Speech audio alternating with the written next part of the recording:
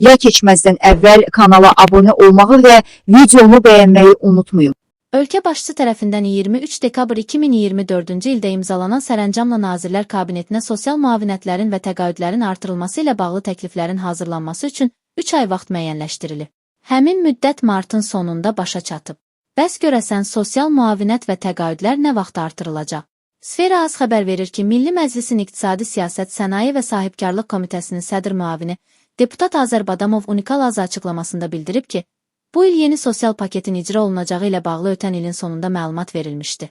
O xatırladıb ki, Prezident İlham Əliyev 23 dekabr 2024-cü ildə sərəncam imzalayaraq Nazirlər Kabinetinə sosial müavinətlərin və təqaüdlərin artırılması ilə bağlı təkliflərin hazırlanması üçün 3 ay vaxt vermişdi. Hesab edirəm ki, Nazirlər Kabineti bu məsələnin üzərində çox ciddi işləyir. Müvafiq artımların edilməsi üçün maliyyə və hüquqi bazanın hazırlanması istiqamətində proqram hazırlayır.